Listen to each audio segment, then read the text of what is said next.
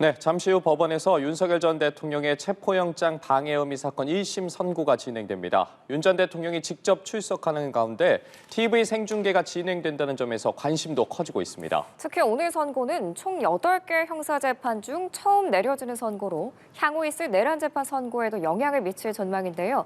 자세한 소식 사회부 이채영 기자, 서정빈 변호사와 함께 자세하게 얘기 나눠보겠습니다. 두 분 어서 오세요. 예, 두 분 안녕하십니까? 저희가 앞서 법원에 나가 있는 취재기자 연결해서 관련 소식 전해드린 것처럼 이제 2시부터니까 35분 정도 남았습니다. 윤석열 전 대통령의 체포영장 방해 혐의 사건의 1심 선고가 진행이 되게 되는데 현장으로부터도 소식이 좀 들어오고 있습니다. 그 부분을 좀 정리를 해보자면 1시 30분부터 이제 방청객과 취재진의 법정 입정이 준비 중이다. 라는 소식도 들려오고 있고요. 이제 잠시 후에 입정을 하게 되겠네요.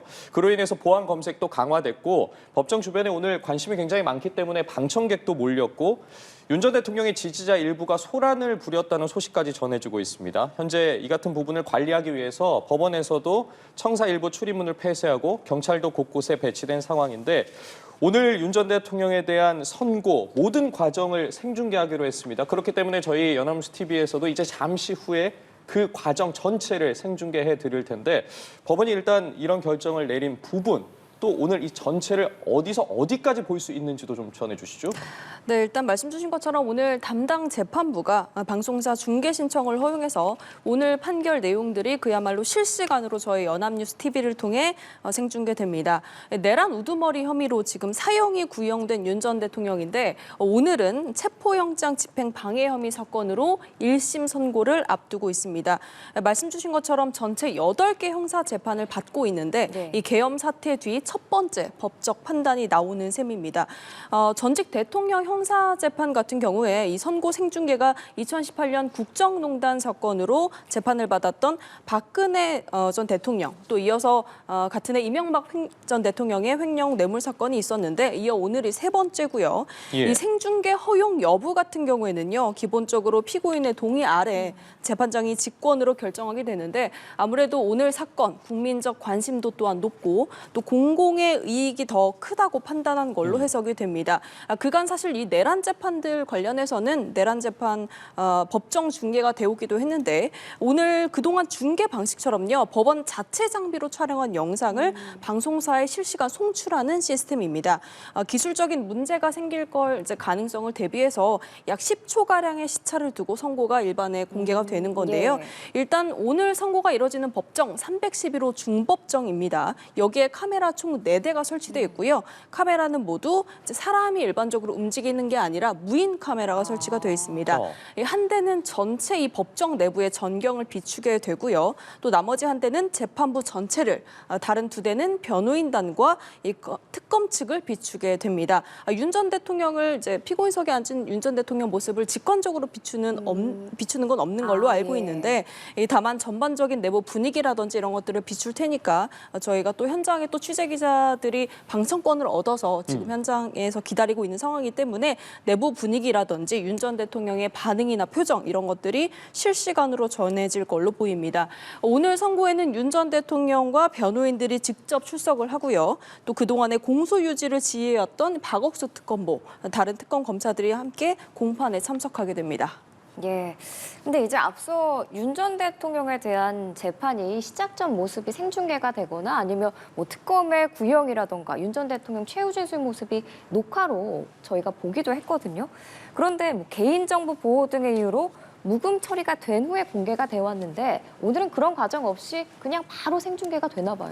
네, 그렇습니다. 이제 말씀하신 것처럼 그동안의 본격적인 재판 내용들, 진술 내용들은 먼저 녹화가 되고 예. 그것들에 대해서 이제 편집 과정을 거쳐서 개인정보 등과 관련된 그런 문제가 있는 부분들은 편집이 된 상태에서 이후에 시차를 두고 공개가 됐었습니다. 예. 이제 그럴 수밖에 없었던 것이 그동안의 재판 과정에서 예컨대 특검에서의 그런 의견 진술이 있을 때 이 관련자들의 실명이라든가 혹은 개인정보가 노출될 수가 있고 마찬가지로 윤 전 대통령 측에서의 그런 변론 과정 혹은 재판에서 그런 증인신문 과정에서 이 관련자들의 개인 정보가 충분히 노출될 수 있는 그런 문제가 있었습니다. 그렇기 때문에 시차를 두고서 이 편집 과정을 거쳐서 그런 문제가 될 수 있는 부분들을 걸러내고 공개를 했기 때문에 이렇게 시차가 발생할 수밖에 없었는데, 적어도 이제 오늘 선고 과정에 있어서는 그런 문제가 없기 때문에 생중계가 허용이 됐다라고 보시면 될 것 같습니다. 오늘은 양측에서 어떠한 주장을 한다거나 혹은 의견을 진술하는 그런 절차가 아니라 재판부에서 만들어 놓은 그 선고문을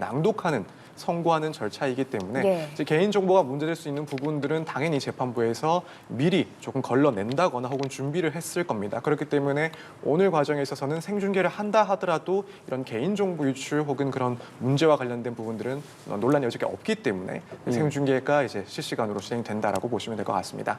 예, 지금 이제 보고 계시는 화면 서울중앙지법 앞의 모습인데요. 관련해서 지지자들이 모여있는, 윤 전 대통령의 지지자들이 모여있는 모습도 볼 수 있었고요. 지금 경력이 배치된 모습도 확인할 수가 있었습니다. 앞서 전해드린 것처럼 법원 청사 일부 출입문이 폐쇄가 됐고, 보시는 것처럼 경찰도 곳곳에 배치가 된 상황입니다. 일부에서 지금 윤 전 대통령의 지지자가 소란을 부리기도 했다라는 소식도 들려오고 있고, 지금 보시는 것처럼 법무부의 호송 차량도 법원 내부로 이제 들어가고 있는 모습까지 확인을 할 수가 있습니다. 재판 시작이 오후 2시이기 때문에 이제 윤석열 전 대통령 같은 경우에도 오늘 출석이 예고돼 있지 않겠습니까? 네. 서울구치소에 지금 수감이 되어 있는 상태인데 법원까지 어떤 방식으로 이동을 하게 되는지에 대해서도 좀 짚어볼까요? 네, 윤 전 대통령 지금 서울구치소에서 한 12시 20분쯤, 한 그 정도쯤에 법무부 호송버스를 타고 이제 법원으로 출발을 하게 되는 걸로 취재가 됐습니다. 일단 저희가 지금 보여드리는 모습이 계속해서 법원 삼거리 모습, 그리고 윤 전 대통령 호송차가 법원을 통해 들어갈 법원 동문 모습을 보여드리고 있는데, 법원을 들어가는 곳부터 해서 이제 가방 검문 검색이라든지 네. 신원에 대한 이제 어떤 보안 강화가 돼 있고요. 이후 윤 전 대통령이 도착을 하게 되면 별도의 대기 장소에서 기다리고 있다가 311호 법정으로 들어가게 될 걸로 보입니다. 오늘 재판에는 또 이제 변호인단도 함께 이제 출석을 하게 되기 때문에 잠시 뒤에 변호인단이 이제 계속해서 입장하는 모습을 저희가 보여드릴 수 있고, 지금 보시는 화면이 이제 311호 법정으로 향하는 그야말로 법정 내부 이제 게이트라고 볼 수 있습니다. 저기를 지나게 되면 곧바로 법정으로 향하는 통로로 이어지게 되는 것이고요. 예. 이제 저 부분에서 이제 가방 검문 검색을 철저하게 하라던가 이런 것들이 내부적으로 보안 경력 직원들에게 실시간 무전으로 전파가 되는 모습이었고, 예. 그야말로 이제 오늘 선고를 앞두고 이제 방청권을 얻은 사람들뿐만이 아니라 얻지 못한 사람들 역시 대기 줄을 길게 서서 법정에 직접 참여하기 위해서, 또 방청권을 인계받아서 들어가기 위해서 기다리는 모습들을 볼 수 있었습니다. 아까 말씀 주신 것처럼 이제 윤 전 대통령이 구치소를 출발해서 이곳으로 오기까지는 그리 오랜 시간이 걸리지는 않을 것으로 보이고요. 예. 말씀 주신 것처럼 이제 5, 60대로 추정되는 여성분이 이제 윤석열 전 대통령 측 변호사한테 편지를 줘야 한다면서 법정 출입구 앞에서 기다리다가 이 방호 경력한테 제지를 당하기도 했다, 이런 약간의 소란이 있었다라는 소식이 전해지기도 했고요. 지금 지지자들이 좀 계속해서 모이는 상황이긴 한데, 법원 삼거리 쪽 같은 경우에는 한 20명 정도가 모여 있고, 나머지 이제 법원 주변의 집회 같은 경우에는 뭐 보수 이제 집회 신고를 한 사람들 200명 정도가 몰려 있다는 소식도 들리고 있습니다.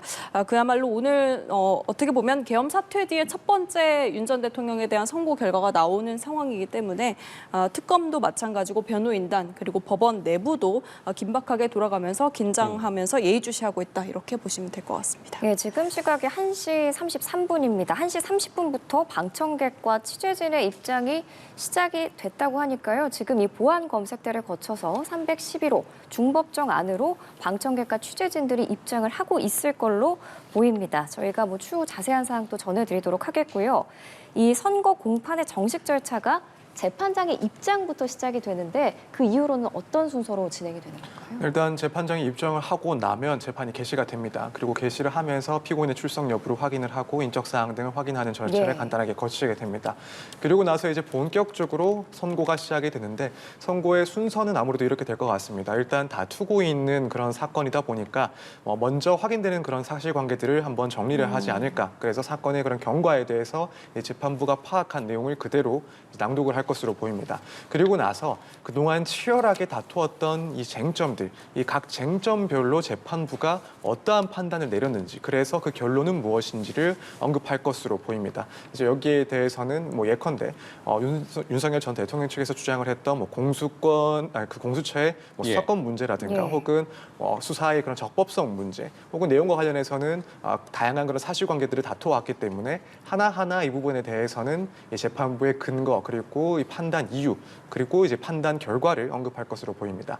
이제 그렇게 되면 이후에 유죄를 선고한다라고 한다면 양형과 관련된 의견을, 양형과 관련된 그런 사정들을 언급을 할 것으로 보입니다. 그래서 피고인의 그런 양형을 참작하는 데 있어서 유리한 사정 혹은 불리한 사정들에 대해서 언급을 하고, 마지막에 이제 최후에 어떤 형을 결정했는지, 예를 들어 뭐 징역 몇 년형을 선고한다라는 식으로 주문을 낭독하고 끝이 나는 순서로 진행될 것으로 보입니다. 예, 전체적인 순서에 대해서 말씀해 주셨는데 지금 보고 계시는 게 이제 오늘 선고가 이루어질 법정에 입정하는 모습을 확인할 수가 있습니다. 보안 검색대에서 보안 관련한 절차를 마치고 나서 이제 저 게이트를 통과하면 경내로 법정 네. 내부로 이제 들어갈 수 있는 상황인데, 지금 들려오는 소식에 따르면 이제 특검 측의 박옥수 특검보 등도 이제 들어가는 것으로 확인이 되고 있고요. 지금은 모습이 잡히고 있지는 않습니다만 어쨌든 오늘 윤 전 대통령의 변호인단도 그렇고요. 특검 네. 측에서도 그렇고요.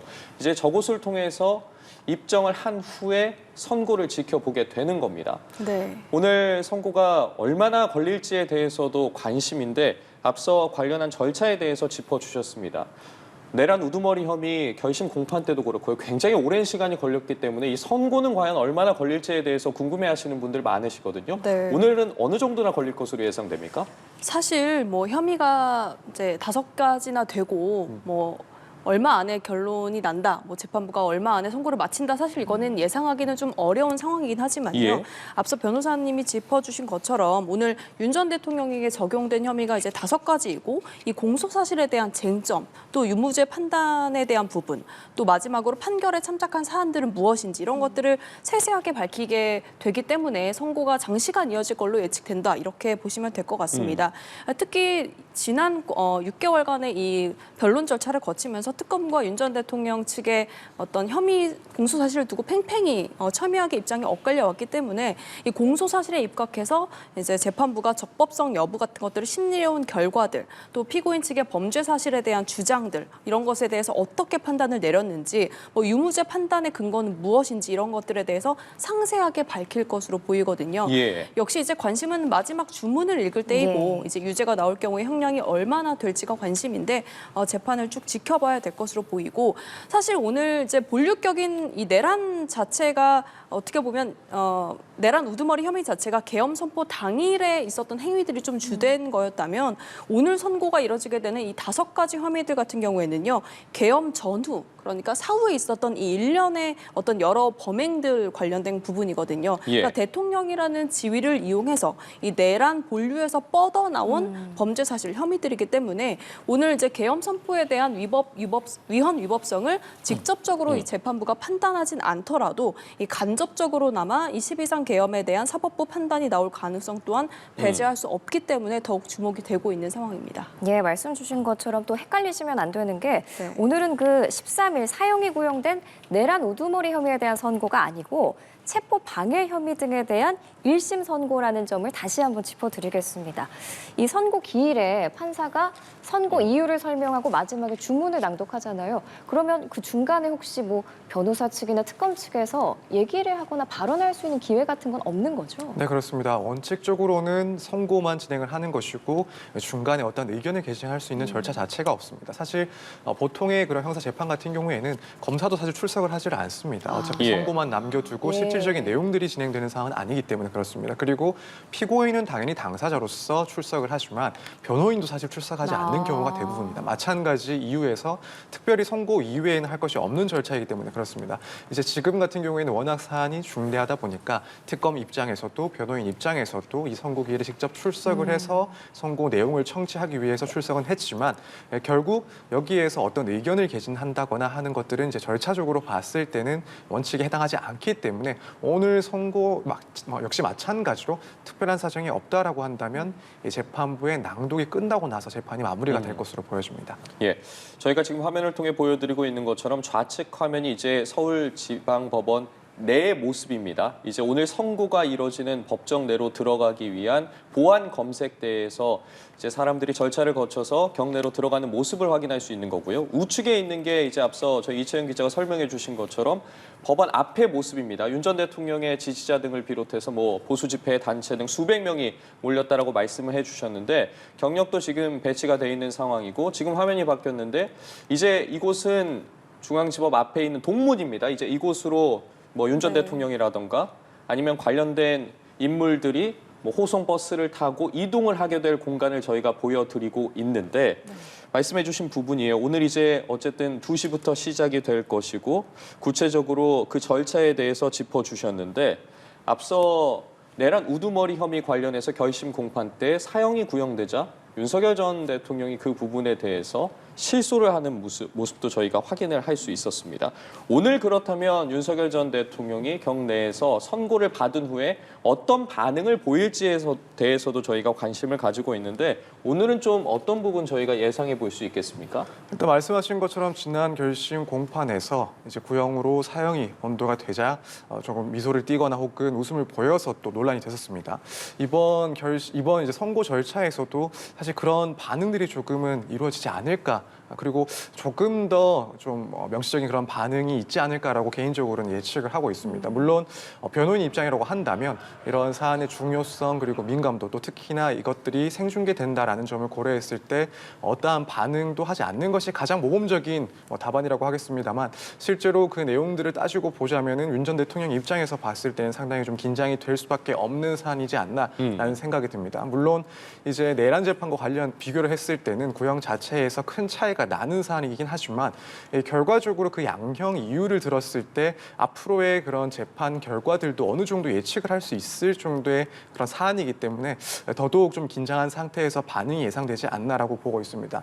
예를 들어 양형 의견을 이야기를 하면서 대통령 측의 그런 대통령의 그런 책임감 등을 상당히 언급을 하면서 중형을 선고한다라고 한다면 앞으로의 재판, 다른 재판들에 있어서도 사실 대통령의 그런 역할, 책임 등을 강조해서 상당히 선고가 중형이 선고될 가능성도 높아진다라고 일단 볼 수가 있을 것이고 또 한편으로는 이번 사안에서의 그런 쟁점이 내란 재판과 상당히 연결되어 있는 쟁점들로 연결되어 있기 때문에 그렇죠. 이 점에 있어서도 상당히 윤 전 대통령 측에서는 민감하게 이제 이 선고 결과를 지켜봐야 될 상황으로 보입니다. 예. 예컨대 앞서 기자님께서 설명을 해주셨지만 이 비상계엄의 성격을 어떻게 규정하느냐 물론 별도로 이 공무집행 방해죄 여부에 대해서 판단을 할 수 있다라고 재판부에서 언급을 한 만큼 이 비상계엄의 성격을 적극적으로 내란이다 아니다 이런 판단까지는 하지 않을 것으로 보입니다. 다만 이제 그 과정에 있었던 국무회의와 관련된 그런 사실관계라든가 혹은 국무회의에서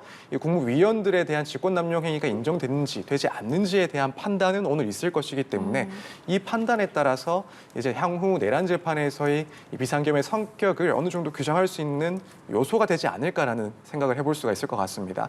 그렇기 때문에 오늘 양형과 관련된 그런 재판부의 입장이라든가 혹은 일부 사실관계에 대한 재판부의 판단은 다른 재판에도 연결될 수 있다라는 점에 비추어 봤을 때 오늘 결과에 따라서 윤 전 대통령의 반응이 상당히 좀 명시적일 수 있다 이렇게 보여집니다. 예, 지금 화면 보시면 조금 전인 것 같은데 이제 법무부의 호송버스가 법원 안으로 들어가는 모습도 보이고요. 오후 2시부터 1심 선고 시작됩니다. 이제 20분도 채 남지 않았는데요.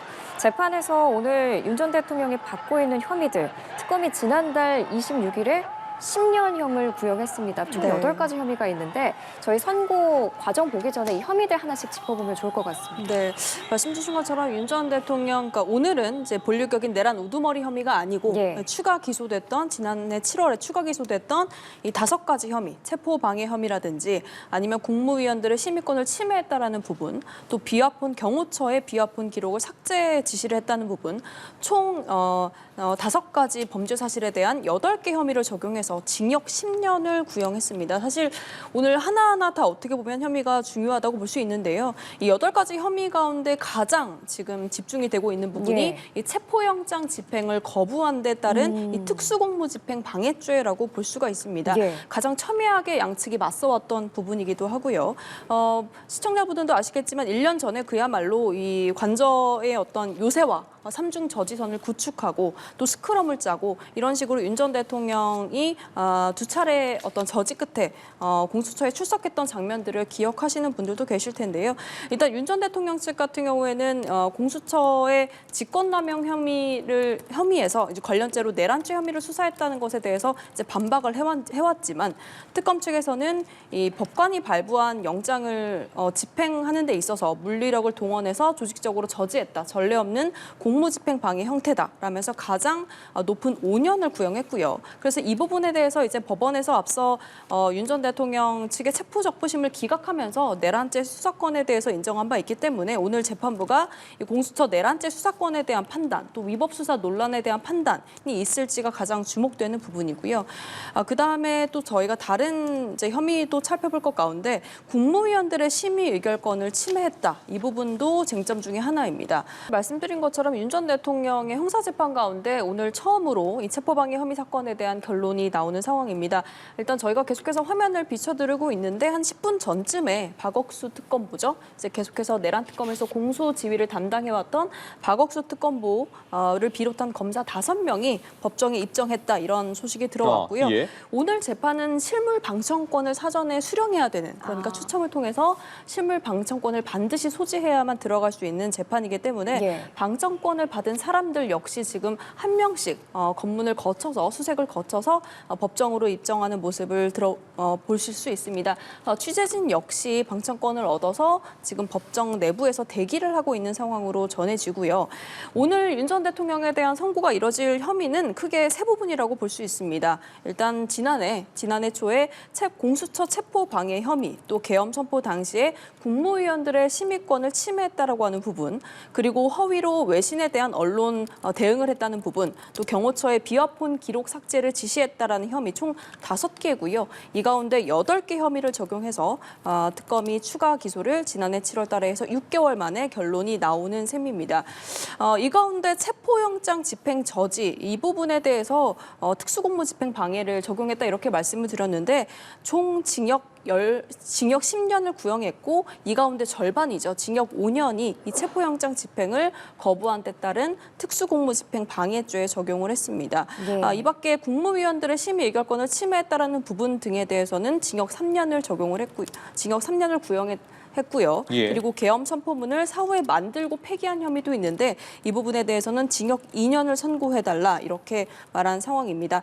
오늘 말씀드린 것처럼 이제 본류격인 계엄 사태와 관련해서 내란 우두머리 혐의와는 별개로 계엄 전후에 있었던 여러 범행들 가운데 선고가 나오는 셈이라서 어떻게 보면 내란 본류에서 뻗어나온 이런 범죄 사실들에 대한 재판부의 첫 판단이라고 볼 수가 있어서 주목이 되고 있는 상황이고요. 예.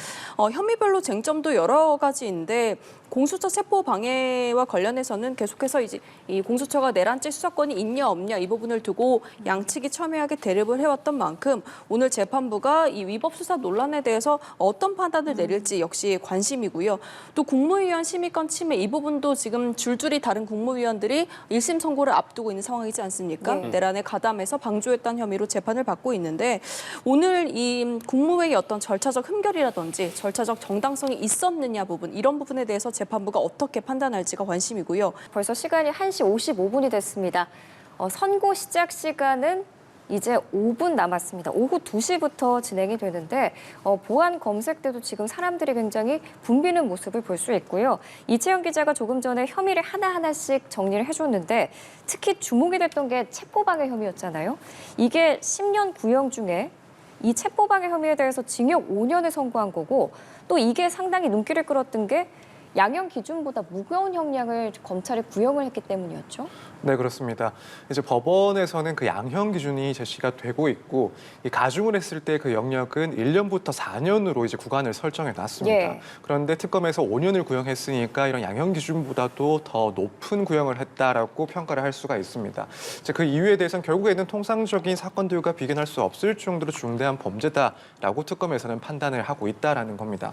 일단 그 양형 기준을 먼저 조금 따져보면은 이제 몇 가지 가중 요소들이 이제 적시가 되어 있는데 그 하나하나를 조금 따져보면 의미가 더 파악이 쉬울 것 같습니다. 우선 이 비난할 동기가 있느냐, 혹은 뭐 단체 다중의 위력이 있었느냐, 피해 공무원이 다수인가, 또 방해의 정도가 중한가, 또 사안이 피지휘자에 대한 교사인가, 이런 것들에 이제 해당을 하게 되면은 가중해서 처벌을 하도록 되어 있고, 그게 이제 1년부터 4년 정도의 구간이 설정이 되어 있는 네. 겁니다. 그런데 이 요소 하나하나를 따져봤을 때 윤 전 대통령의 이 사건, 이 체포 방해 혐의에 대해서는 거의 하나도 빠짐없이 사실 가중 사유가 인정이 될 수밖에 없는 그 정도의 사안입니다. 그러니까 통상적으로는 이런 가중 요소들 중에서도 몇 개 정도가 해당을 하는데, 이 사건 같은 경우에는 모든 가중 요소가 적용될 수 있을 만큼 미래적인 그리고 중대한 사건이다라고 특검에서는 판단했을 걸로 보입니다. 사실 이런 내용 하나하나 따지지 않는다 하더라도 이제 결국에는 공무원의 그런 공무 집행을 방해하는 주체가 공무원들을 총 지휘하고 감독하는 대통령이라는 점, 그리고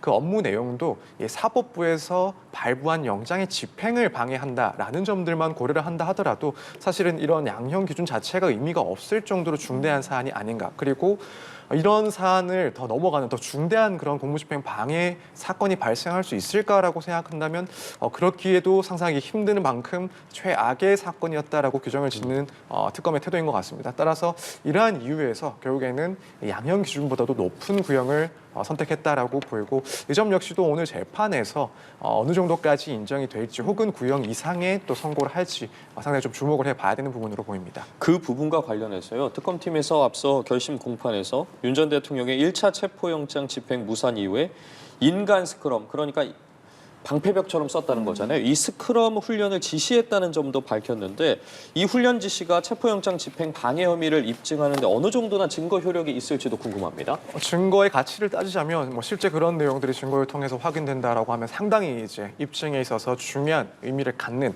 그래서 증명력이 상당히 높은 가치를 가진다라고 판단할 수 있을 것 같습니다. 지금 윤 전 대통령 측에서 이번 재판에서 여러 가지 변론을 하고 있습니다만, 그중에 또 하나가 윤 전 대통령이 이런 체포영장 집행을 방해하라라는 지시를 한 적이 없다라는 겁니다. 그러니까 사실관계 자체, 이 지휘라는 사실관계 자체를 부인하고 있는데, 그러한 이유 중에, 그러한 근거 중에 하나가 예컨대 윤 전 대통령의 지시를 들었다라고 하는 사람도 있는 것 같지만 직접 그런 구체적인 진술을 들었다라는 것도 아니고, 또 어떤 간부는 그렇게 이해를 했다라는 정도로 진술을 하고 있으니까 이 진술 내용을 봤을 때는 신빙성이 떨어지는 것 아닌가라는 주장을 하고 있습니다.